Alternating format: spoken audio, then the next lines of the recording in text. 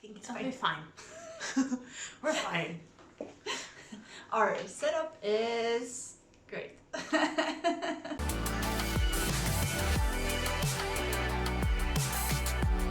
Hello everybody, I'm Anna. And I'm Michelle. And we're the two musical unicorns, and today we're talking Halloween recommendations. Yes. Because it's that time of the year.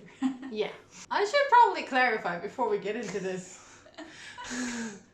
Take my recommendations with a grain of salt, because I'm a scaredy cat. I get terrified of everything. So if you like getting scared, you should probably listen to her rather than me. We do it from our own preferences and our own experience.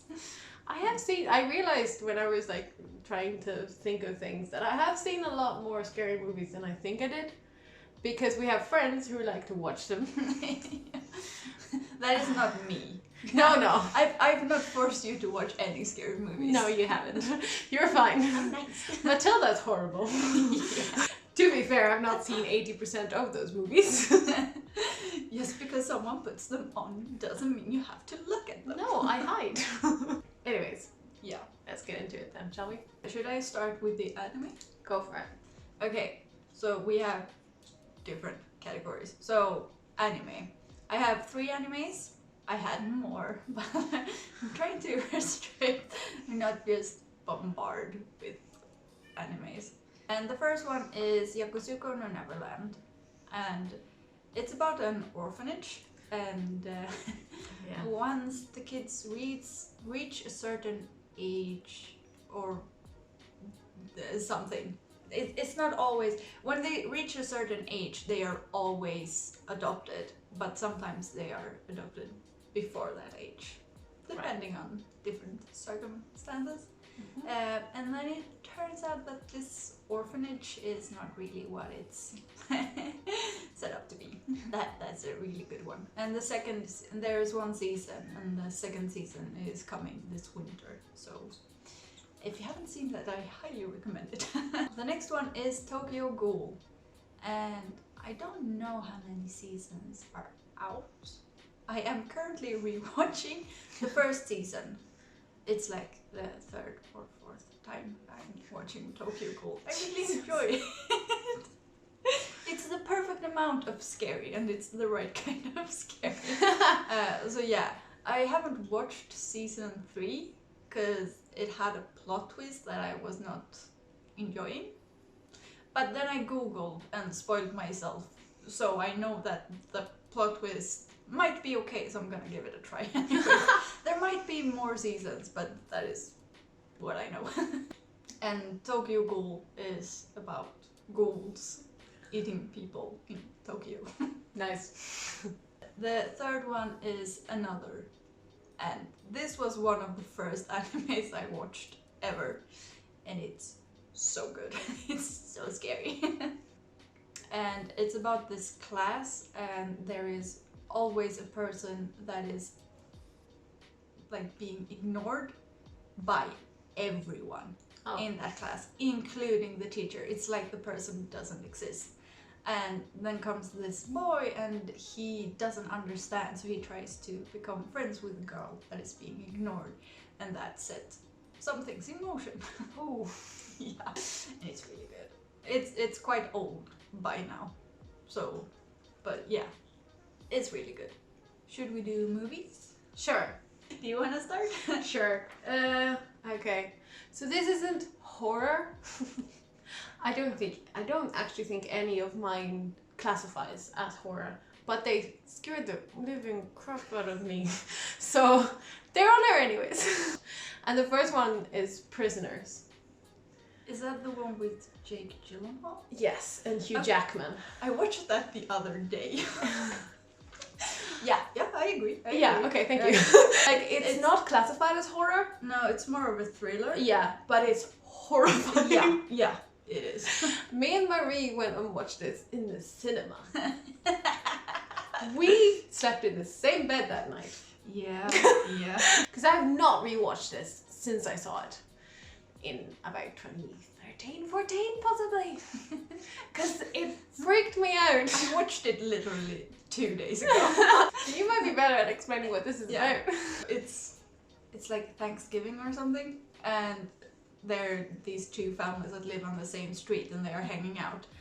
And then the girls want to go over to the other house or something like that. So they're supposed to ask their older siblings to take them.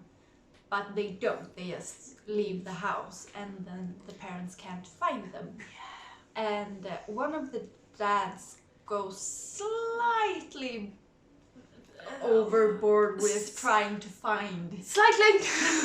He was the main reason why I was so freaked out. Yeah, because he doesn't feel like the police is doing everything that they can, so he decides to be like, you know what? I know who did this. Yeah. And then at the same time, the police are trying to find the missing girls. yes. Yeah. Yeah. And it's very, very good. Yeah. And it's very, very dark. Yes. So I would categorize, for me, in my head, it's essentially horror. Yeah. It's terrifying. Yeah. I agree with the recommendation. I have, for someone who's not really that into the scary and the gore, there's this movie Love and Monsters with Dylan O'Brien. And it's a dystopian where there was a meteorite and then they blew the meteorite up, and then there were some things coming back to Earth, and the bugs and some smaller animals just turned huge and monstrous. So there's this guy who lived in a bunker, and the girl he was in love with is in another bunker. Right. Like 70 miles away or something. So he's useless with guns and he freezes up, but he decides that he needs to go see this girl. Oh. So there are some monsters, and like that is the element of horror, but the movie, it has its scary moments, but it's quite sweet and quite funny. Since you picked one that's like slightly, so I picked one that's mostly funny. Yeah. And it is technically a parody of a horror film, I believe. I haven't seen the horror film, so I don't know. Shaun of the Dead. Okay. I think the original is called Dawn of the Dead or something like that. So it's zombies and they look terrifying. So it's Simon Pegg. Mm-hmm. So it's really funny. Essentially, they decide that they're going to go on a quest to go back to their favorite pub in the middle of a zombie apocalypse. Yeah. Because they're like, if we're going to be anywhere, we're going to be there. Yeah. Me. I'm gonna die drunk, essentially. So it's two friends who, essentially are like, we're gonna go on a quest to go to our pub. And on the way, they pick up one of their mothers, one of their ex-girlfriends, and her current boyfriend. Yeah. And it's like, there's jump scares and things. So there are like, because it is a parody of a horror film, there are like elements of it. Yeah. But it's mostly funny. For the one who wants a taste of the Halloween horror, but not want to go sleepless for 2 weeks. Exactly. It's great. This is my kind of horror film. My next one is The Invisible Man. Oh. And this was not quite what I thought it would be, because I thought in The Invisible Man, I thought like ghost or something, but it's more sci-fi-y. Mm-hmm. And Alex didn't find it as scary, but I found it absolutely terrifying. I was scared shitless. It was almost like that we had to leave the lights on because I found it absolutely horrifying. Okay. And I think that might be like it's scarier to women than to men. Yeah. I think that might be that some something that we are taught as women might play into, and some like experiences and stuff. So Alex still enjoyed the movie. He thought it was a good movie, but I thought it was absolutely terrifying. Right. My last one is another one that Marie dragged me to see in the cinema, and it's called Let's think. 10 Cloverfield Lane. And I don't actually think they placed this into horror either. But, Jesus Christ. Okay, so it's a woman who is driving home or something like that. Or either she ends up in some sort of accident. And when she wakes up in a room that she doesn't recognize. And she's chained. Yeah. Yeah. And then there's a dude who's like, there's an apocalypse happening. So we're in a bunker. And he's essentially saying that he saved her. And then there's another guy down there too, who was also saved by this man. And the rest of the movie is just tension. Of like, okay, is this the truth? Yeah. They find a gun. Like, there's a lot of little clues of like, what's actually happening here? And this dude has prepared because he's like, there's going to be an apocalypse. So he has built this bunker, like several meters down into the earth. Yeah. It's terrifying. And they managed to keep this tension for like an hour and a half. God. And you're just sitting there going, what's gonna, like, what are they gonna do? It's terrifying. Yeah, yeah. It's very good. And I haven't rewatched it since because it freaked me out so hard. Yeah. So my third one is Doctor Sleep. Oh. And I haven't actually watched this one yet. Oh. Because I think we're gonna watch it tonight. Okay. Because we're gonna have date night tonight and I'm gonna watch it then. Nice. So it's just one of those, I think it came out last year. Something like that. Yeah, and I just haven't gotten around to watch it and I want to. So I thought I would give the recommendation based on what I actually want to watch and haven't watched it. That's fair. Yeah. Right. So moving on to series. Yes. I only have 2 of these. Okay, should I start then? Go. The first one is Haunting of Hill House. Hmm. And if you've seen Haunting of Hill House, then there's Bly Manor, Haunting of Bly Manor that came out this year. But I thought Hill House was better. Bly Manor started off good, but then it dropped off, in my opinion. Hill House was scary all the way through. I highly recommend that. And it's about a family that moves into this house, and then the youngest girl starts seeing the bent neck lady, and that is the first ghost that appears. And then you follow them as children and when they have grown up, so you get to see how the childhood affected them and is still affecting them. Yeah. Yeah. So that is that it's very, very good. Yeah. Yeah. Once again, I have no horror. I have The Alienist. I don't know if you've seen this. I've meant to see it. I see it on the Netflix banner, and I want to see it, but I haven't yet. It is very good. Yeah. So this takes place in 1896. Yeah. I wrote it down. And essentially, young male prostitutes are being killed around New York City. And they gather a gang of people who's gonna try and make sure that they stop doing that, essentially. Yeah. And the setting, like, it's very well made. Yeah. Yeah. Like, they've done that so well, it does look like it could be in the 1800s. Yeah. And it is very creepy. And there is a woman in the team, which is uncommon. And a very interesting extra little dynamic within the group as well. And it's very good. Okay, my next one is Light as a Feather. And this is actually based on a Wattpad story. So it's not perfect. It's not gonna be the high quality of The Alienist or Haunting of Hill House. But it was a good story. It was interesting, and I watched the first season because the seasons are like 10 episodes or something like that. and they are short episodes, so they are only 20-minute episodes.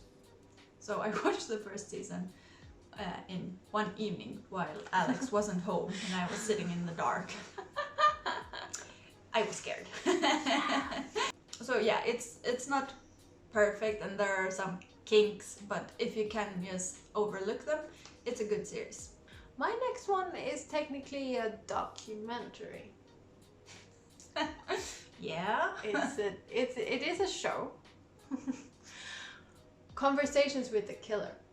The Ted Bundy tapes. Yeah, I'm not gonna watch that.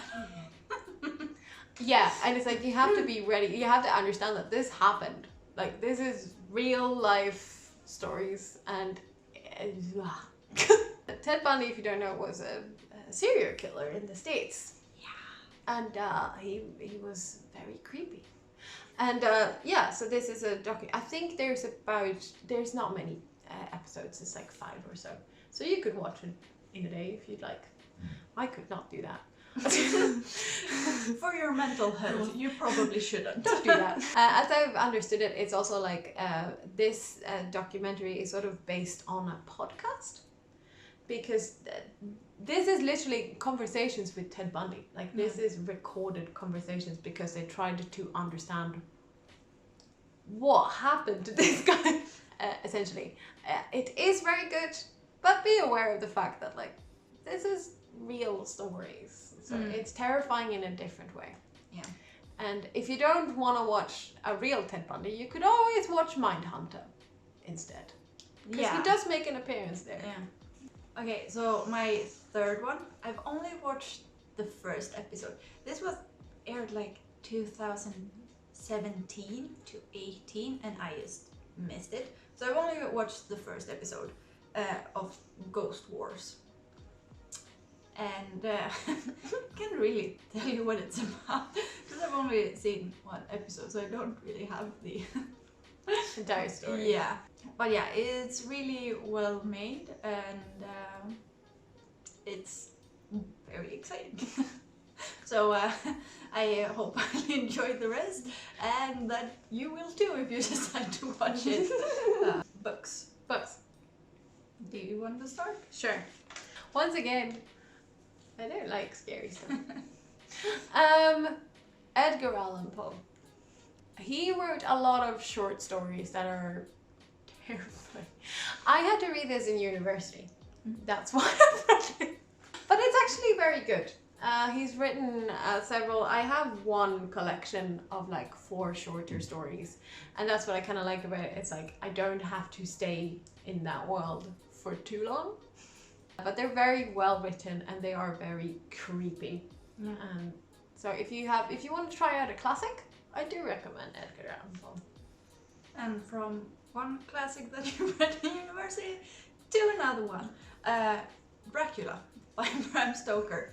This is one of the books that I was paid to read in the literature courses that I actually enjoyed.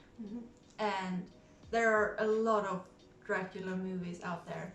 So Dracula was one of the ones I actually enjoyed, and it's the original story that all the movies and such are based on, and it has so many elements that are often overlooked in the movies. So I highly recommend the book. Like it's really good. The Monsters We Deserve by Margaret Sedgwick. It's one of these books. It doesn't say a lot on the cover itself or the blurb because you shouldn't know too much going into this story. What you do need to know is that it's a man in the middle of the woods on his own in a cabin, and he starts talking to an old lady who may or may not be alive, and it's very good.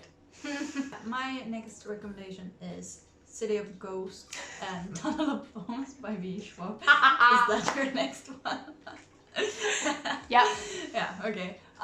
But it's not like it has elements of scary, and considering the age she is, it's very scary. Yeah. But as an adult reading it, it's not that scary, but it's very Halloween-y. Yeah. Yeah, it fits. Yeah, it's ghosts and the paranormal and stuff. Yeah. So it's about a girl that almost drowned as a kid, and she then found her best friend who is dead and saved her.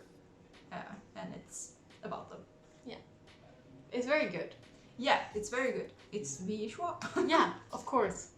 I'll go to my next one, which is a general Neil Gaiman.